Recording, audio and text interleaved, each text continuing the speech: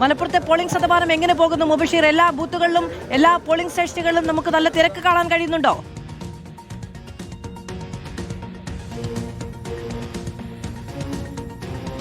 അത് വലിയ തിരക്ക് മലപ്പുറത്തെ പോളിംഗ് ബൂത്തുകളിൽ നിലവിൽ അനുഭവപ്പെടുന്നില്ല. ഞാൻ നിലവിൽ നിൽക്കുന്നത് മലപ്പുറം കുന്നുമ്മലിൽ നഗരമധ്യത്തിൽ തന്നെയുള്ള സെന്റ് ജമാ സ്കൂളിലെ പോളിംഗ് ബൂത്തിലാണ്. ഏറ്റവും അവസാനത്തെ കണക്ക് പ്രകാരം 15.35% മലപ്പുറം ജില്ലയിൽ മൊത്തം പോളിംഗ് രേഖപ്പെടുത്തിയിരിക്കുന്നത്. ഏറ്റവും അധികം പോളിംഗ് രേഖപ്പെടുത്തിയിരിക്കുന്നത് ഏറനാട് നിയോജക മണ്ഡലത്തിലാണ്. 16.13%. അതിന് തൊട്ടു താഴെ നിലമ്പൂരുണ്ട് 16.07. നിലമ്പൂരിൽ ഉപതെരഞ്ഞെടുപ്പ് 8 മാസം മുൻപ് നടന്നതാണെങ്കിലും പോളിംഗിനൊന്നും തന്നെ അത് കാര്യമായിട്ട് ബാധിച്ചിട്ടില്ല.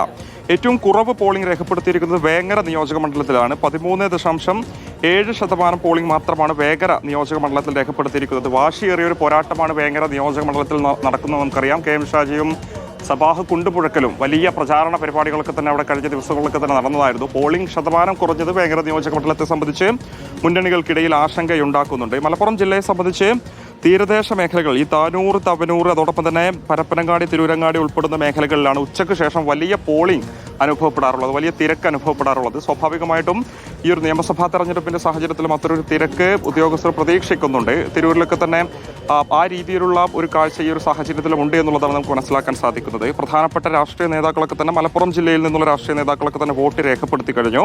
പാണക്കാട്ടെ ബൂത്തിലെത്തി സാദിഖ് അലി ശിഹാബ് തങ്ങൾ, മുനവർ അലി ശിഹാബ് തങ്ങൾ, അബ്ബാസ് അലി ശിഹാബ് തങ്ങളോടൊപ്പം തന്നെ മുസ്ലിം ലീഗിന്റെ ദേശീയ ജനറൽ സെക്രട്ടറി, മലപ്പുറം നിയോജക മണ്ഡലത്തിലെ UDF സ്ഥാനാർത്ഥി കൂടിയായിട്ടുള്ള PK കുഞ്ഞാലിക്കുട്ടിയും വോട്ട് രേഖപ്പെടുത്തിയിട്ടുണ്ട്. മന്ത്രി V അബ്ദുറഹിമാൻ ഉൾപ്പെടെയുള്ള ആളുകൾ തിരൂരിലും വോട്ട് രേഖപ്പെടുത്തിയിട്ടുണ്ട്. ഇത്തവണ എങ്ങനെയാണ് നിലവിൽ പോളിംഗ് ശതമാനം? നല്ല പോളിംഗാണ്. ഇവിടെ ഇപ്പോൾ ഈ ബൂത്തിൽ 922 വോട്ടർമാരുള്ളത്. ഇപ്പോൾ 24% പോളിംഗായി. രാവിലെ മുതലേ നല്ല തിരക്കാണ്. സ്വാഭാവികമായിട്ട് മറ്റു ബൂത്തുകളിൽ തിരക്ക് കാണാത്തതുകൊണ്ട് ബൂത്തുകളുടെ എണ്ണം കൂട്ടിയിട്ടുണ്ട്. 1000 നിജപ്പെടുത്തിയുകൊണ്ട് ഉള്ളതാണ് കമ്മിയുള്ളത്. ഇപ്പോൾ 24-25% 9:15 ആയപ്പോൾ വരുന്നുണ്ട് വോട്ട് ചെയ്യാനൊക്കെ. ഒന്ന് പ്രചരണത്തിന്റെ ഭാഗമായിട്ടും പിന്നെ SIR-മായി ബന്ധപ്പെട്ട് ജനങ്ങൾക്കുള്ള ആശങ്ക, വോട്ട് ചെയ്തില്ലെങ്കിൽ പ്രശ്നം ഉണ്ടാവും എന്നുള്ളത് കൊണ്ടും കൃത്യമായി ആളുകൾ ബോധേഡാണ്, നന്നായി വോട്ട് ചെയ്യണം. മണ്ഡലത്തിലെ ബാക്കി ബൂത്തുകളിലേക്കുള്ള അവസ്ഥ എല്ലായിടത്തും നല്ല പോളിംഗ് ആണ്. പിന്നെ സ്വാഭാവികമായിട്ട് ഇനി കുറച്ച് തണുക്കും. പിന്നെ ഉച്ചയ്ക്ക് ശേഷം സ്ത്രീകളൊക്കെ ഉച്ചയ്ക്ക് ശേഷമാണ് ഇറങ്ങുള്ളൂ. അവരെ ജോലികളും വീട്ടുകാര്യങ്ങളും ഭക്ഷണമൊക്കെ ഉണ്ടാക്കിയതിന് ശേഷം. പക്ഷെ നല്ല പോളിംഗ് ഉണ്ടാവും. കാരണം പോളിംഗ് എന്ന് പറഞ്ഞാൽ ഒരു 80% പോളിംഗ് വന്നാൽ അത് 100% കണക്ക്. കാരണം കുറേ വിദേശത്തുള്ളത് ഒഴിച്ചാൽ വോട്ടർ പട്ടികകളൊക്കെ മണ്ഡലത്തിൽ കുറേ ഉണ്ടല്ലോ വന്നുകൊണ്ട്. പക്ഷേ യുദ്ധത്തിൻ്റെ ഭീതി ഉള്ളതുകൊണ്ട് പലർക്കും വരാൻ പറ്റാത്ത അവസ്ഥ ഉണ്ടായിട്ടുണ്ട്. എന്നിരുന്നാലും നല്ല ആളുകൾ വന്ന് വോട്ട് ചെയ്യുന്നുണ്ട്.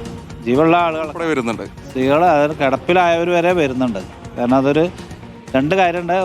നമുക്കറിയാം, രാഷ്ട്രീയപരമായും പിന്നെ നിലനിൽപ്പിൻ്റെ പ്രശ്നം കൂടി ഉള്ളതുകൊണ്ട് SIR-ന്റെ പ്രചാരണം നടന്നുകൊണ്ട് നല്ല വോട്ട് വരുന്നു. അതാണ് ബൂത്ത് ഏജന്റുമാരൊക്കെ തന്നെ നമ്മളോട് പങ്കുവെക്കുന്നതാണ്. ഇവിടെ വലിയൊരു നിരയൊന്നും തന്നെ കാണാൻ സാധിക്കുന്നില്ല. എങ്കിലും ഈ വിവിധ മുന്നണികളുടെ രാഷ്ട്രീയ പാർട്ടികളിലേക്ക് തന്നെ ആളുകൾ പറയുന്നത് തിരക്കുണ്ട്, അവരെ സംബന്ധിച്ച് ആശങ്കയുണ്ടാക്കുന്ന സാഹചര്യമില്ല, ആളുകൾ വരുന്നുണ്ട്, ഇനിയും വോട്ട് ചെയ്യാൻ എത്തുമെന്നുള്ള പ്രതീക്ഷയിൽ തന്നെയാണ് മലപ്പുറം ജില്ലയിലെ വിവിധ ബൂത്തുകളിലുള്ള രാഷ്ട്രീയ പ്രതിനിധി പാർട്ടികളുടെയൊക്കെ തന്നെ ആളുകളുമുള്ളത്. എന്തായാലും ജില്ലയിൽ ഏറ്റവും അവസാനം പുറത്തു വന്ന കണക്ക് പ്രകാരം 15% മുകളിലാണ് പോളിംഗ് രേഖപ്പെടുത്തിയിരിക്കുന്നത്. ഇനിയും പോളിംഗ് വർദ്ധിച്ചേക്കും. കേരളത്തിൽ തന്നെ ഏറ്റവും അധികം ജനസംഖ്യയുള്ള ജില്ല ആയതുകൊണ്ട് തന്നെ ഉച്ചയോടടുത്തും ഉച്ചയ്ക്ക് ശേഷവും വലിയ തിരക്ക് തന്നെ ഉദ്യോഗസ്ഥരൊക്കെ തന്നെ പ്രതീക്ഷിക്കുന്നുണ്ട്. തീരദേശ മേഖലകൾ ഇക്കഴിഞ്ഞ ലോക്സഭാ തെരഞ്ഞെടുപ്പിലൊക്കെ തന്നെ തിരൂരിലും താനൂരിലും ചിലയിടങ്ങളിലൊക്കെ തന്നെ ഈ 6 മണി കഴിഞ്ഞിട്ടും വിവിധ ബൂത്തുകളിൽ വലിയ തിരക്ക് അനുഭവപ്പെട്ടിരുന്നു. പ്രത്യേക അനുമതിയൊക്കെ തന്നെ എടുത്തായിരുന്നു അവിടെയുള്ള ആളുകൾക്ക് പിന്നീട് വോട്ട് രേഖപ്പെടുത്താനുള്ള സാഹചര്യം ഉണ്ടായിരുന്നത്. സ്വാഭാവികമായിട്ട് അത് കണക്കിലെടുത്തുകൊണ്ട് തന്നെ വളരെ വേഗത്തിൽ ആളുകൾ പോളിംഗ് ബൂത്തിലെത്തി വോട്ട് രേഖപ്പെടുത്തണമെന്ന് നേരത്തെ തന്നെ ജില്ലാ ഭരണകൂടം നിർദ്ദേശം നൽകിയതാണ്. വീടുകൾ കയറി പ്രചാരണം നടത്തിയതാണ്, ബോധവൽക്കരണം നടത്തിയതാണ്. അതുകൊണ്ട് തന്നെ ഈ തെരഞ്ഞെടുപ്പിന്റെ വോട്ട് രേഖപ്പെടുന്ന സമയം അവസാനിക്കുന്നതിന് മുൻപ് തന്നെ ആളുകൾ നേരത്തെ എത്തണം. വലിയ വരികൾക്ക് വേണ്ടി കാത്തു നിൽക്കാതെ തന്നെ വോട്ട് രേഖപ്പെടുത്തി പോകണമെന്നുള്ളതാണ് ജില്ലാ ഭരണകൂടം ഈ ഒരു ഘട്ടത്തിലും ആവശ്യപ്പെടുന്നത്. വള്ളിക്കുന്നിലും അതോടൊപ്പം തന്നെ നിലമ്പൂർ ഉൾപ്പെടെയുള്ള ചിലയിടങ്ങളിൽ ഈ വോട്ടിംഗ് മെഷീന് ചില സാങ്കേതിക തകരാറുകൾ റിപ്പോർട്ട് ചെയ്തിരുന്നെങ്കിലും അവയൊക്കെ തന്നെ പരിഹരിച്ചു എന്നുള്ളതാണ് നമുക്ക് മനസ്സിലാക്കാൻ സാധിക്കുന്നത്. ചുങ്കത്തറയിൽ ചിലയിടങ്ങളിലും സമാനമായ രീതിയിലുള്ള വോട്ടിംഗ് മെഷീനുകൾക്ക് തകരാറുകൾ റിപ്പോർട്ട് ചെയ്തിരുന്നു. വളരെ വേഗത്തിൽ അവ പരിഹരിക്കുന്നുണ്ട്. ആ രീതിയിൽ തന്നെ കാര്യങ്ങൾ സജ്ജമാക്കി മുന്നോട്ട് പോകുന്നു. നിലമ്പൂരിൽ ചിലയിടങ്ങളിൽ ഏറ്റവും മനോഹരമായ ഒരു കാഴ്ച സ്ക്രീനിൽ കാണാൻ കഴിയും.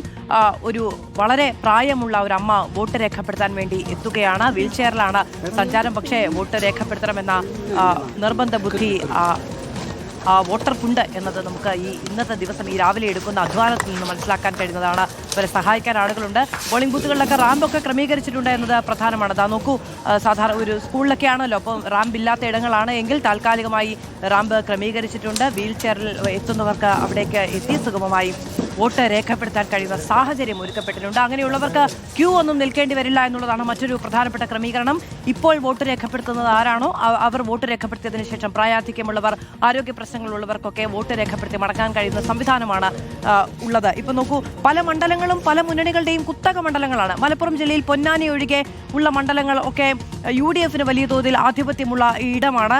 അതിലൊന്നാണ് പ്രധാനപ്പെട്ട ഒരു മണ്ഡലമാണ് തിരൂരങ്ങാടി കാലങ്ങളായി ഇപ്പം PK അബ്ദുറബ്ബ് അടക്കമുള്ളവർ ലീഗിന്റെ കുത്തക മണ്ഡലം എന്ന നിലയ്ക്ക് കാണാൻ കഴിയുന്ന ഒരു മണ്ഡലമാണ്. പക്ഷെ ഇത്തവണ അവിടെ വലിയ പോരാട്ടം കടുക്കുന്നുണ്ട് എന്നുള്ളതാണ് ഗ്രൗണ്ട് റിപ്പോർട്ടുകൾ